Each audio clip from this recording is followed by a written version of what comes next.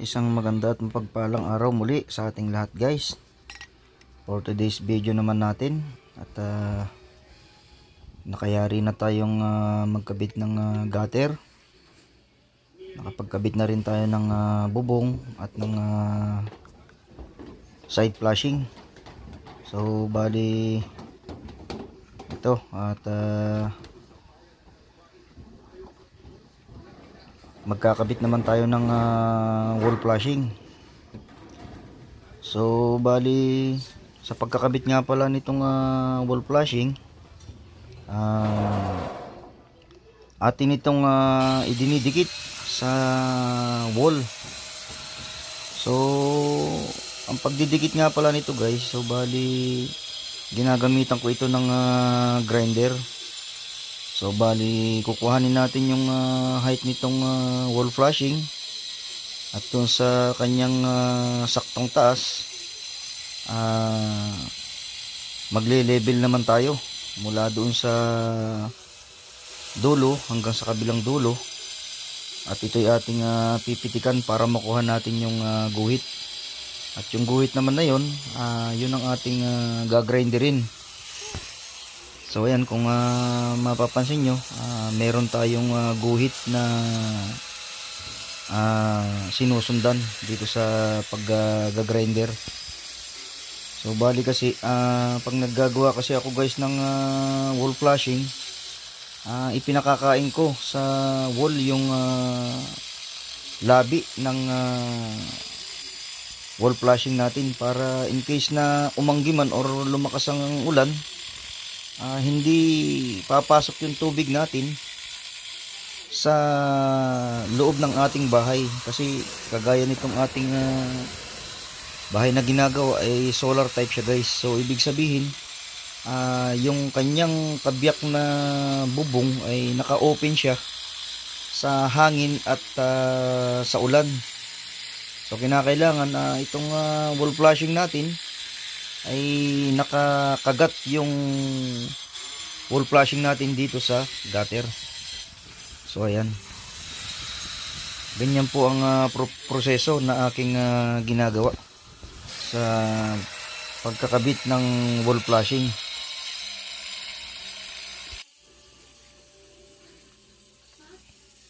So bali konting ingat nga lang at kasi masyadong delikado. Konting pagkakamali mo dyan, pwedeng madisgrasya ka dyan sa ating grinder na ginagamit or mapuwing sa alikabok ng ating ginagrinder. So tinanggal natin yung cover ng grinder kasi nakakasagabal siya sa ating pagga-grinder at hindi natin makikita yung pantay ng guhit pag may cover yung ating grinder. So ang kailangan lamang talaga ay iba yung pag-iingat para tayo hindi madisgrasya sa ating mga gawain, sa ating mga trabaho. So ayan, konti na lamang at matatapos na natin yung ating ginagrind. So bali nakalagpas na tayo sa kalahati. So inumpisa naman ulit natin dito sa kabilang dulo. So medyo mahaba-haba din kasi itong ating gagrinderin na ito. Bali ang haba kasi nito is 21 feet ang haba nitong kabayan. So kailangan nating tiyaga-tiyagain para matapos natin itong ating ginagawa. At yan nga, guys, at natapos na natin.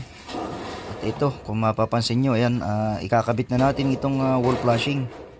So bali nga pala, guys, yung labi ng wall flashing natin, bali tinuklap natin sa pagkakatupi yung kanyang likod, at yun naman ang ating inunat, at yun namang pinakalabi niya na yun ang ating ipapasok doon sa ating grinder. So bali kailangan ng pagdidikit nito, mag-umpisa ka muna doon sa dulo, palakad, para makuha mo yung saktong lapat ng labi ng yero. So ayan guys, ganyan. So pag yan ay ating nailapat na, atin naman itong lalagyan ng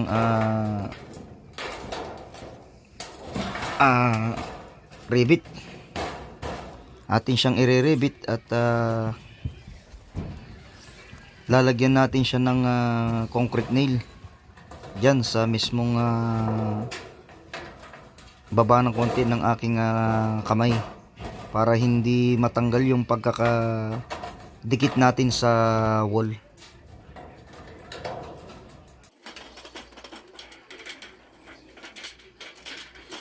Sa ganitong paraan ng pagtatrabaho, kailangan ng konting diskarte kung paano natin magagawa ng maayos ang ating trabaho. So ayan, kung makikita nyo guys, nailapat na natin itong wall flashing. Ayan. At ngayon naman atin namang gugupitin yung groove nitong wall flashing para siya sumukat dyan sa pinaka-rib ng yero. So ganyan lamang guys yung aking pamamaraan sa paggupit ng groove nitong wall flashing. So ako kasi guys, ginugupit ko lang siya and then tinutupi ko siya paloob. Sa iba kasi ginugupit lahat. Ako ang aking pamamaraan, kinugupit ko lang siya sa magkabilang gilid and then tinutupi ko siya paloob para pag aking siyang inirebit, medyo maganda yung kapit ng rebit. Medyo makapal yung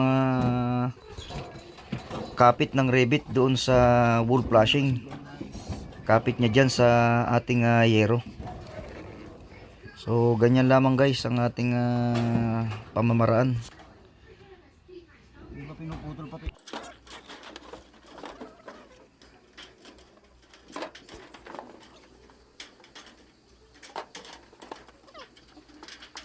So napaka init lang guys kasi alas 2 ng tanghali. Buti na lamang at kahit papano ay may kaunting hangin.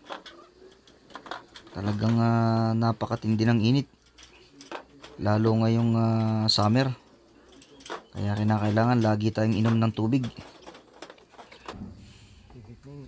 So ayan guys, at natapos na natin siyang gupitin yung mga groove at atin namang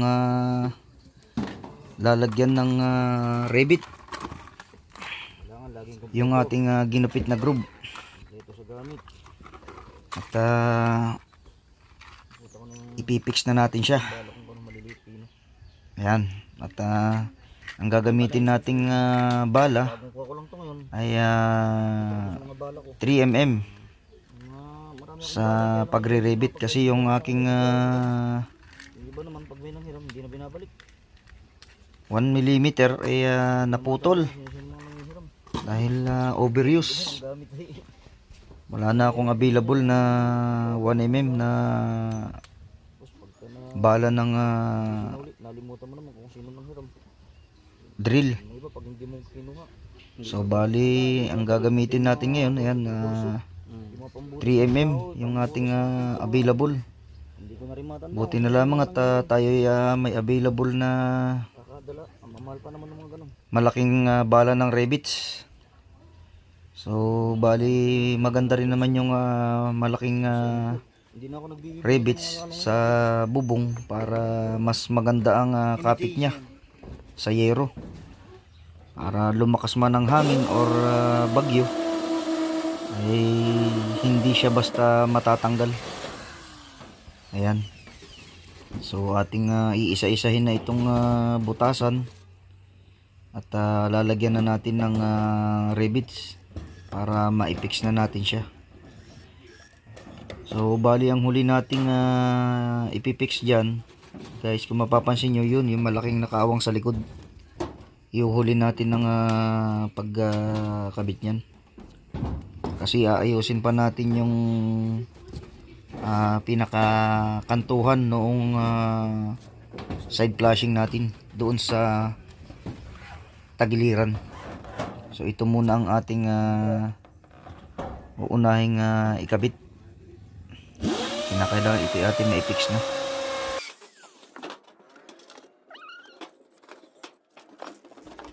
Inuna na muna nating tapusin itong kabilang side ng bubong. Kasi yung ating andamyo ang hirap ilipat-lipat dahil napakabigat.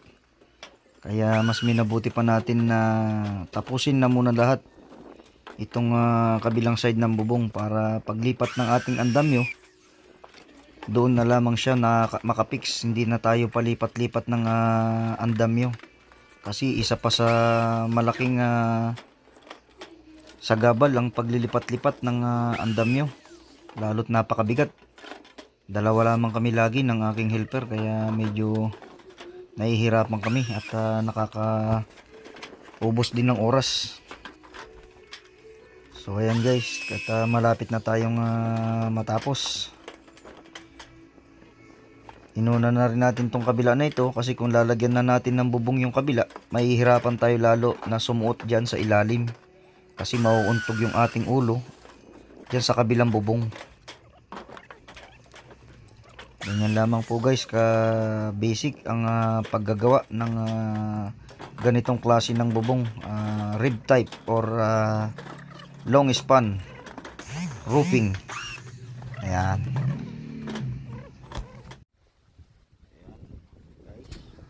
At ayan guys, finally natapos na rin natin na ikabit ang wall flashing. So bali, ang hindi na lang natin natatapos itong ating gutter. So bali kulang pa rin siya ng hanger dito sa labi ng gutter na ito. So bali kung mapapansin nyo, ayan guys, meron tayong nilagay na tansi or lighting dito sa labi ng gutter. So yan ang ating magiging guide para pag nagkabit tayo ng hanger, yung pinakatansi na yan ang kukuhanan natin ng guide. So bali yung labi na yan ang ipapantay natin doon sa tansi para madiretso siya. Ayan. So ayan yung aking mapakabait at mapakasipag na helper. So bali umuwi na siya at hanggang alas 3 lang kami ngayong araw. So bali bukas or sa ibang araw, pag nangyari nating ayusin tong gutter, ito naman ang ating isusunod.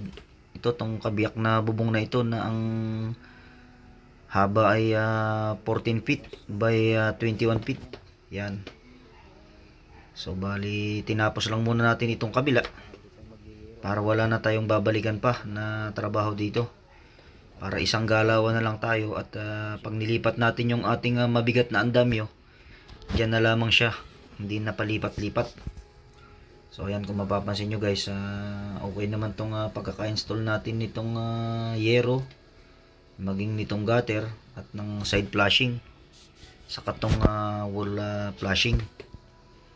Nakuha rin sa tiyaga, sa sipag. Yan. So bali kaunting kembot na lang, matatapos na rin natin tong bubong nitong bahay natin ginagawa. Ayan, ito yung ating isusunod guys, itong kabila na ito.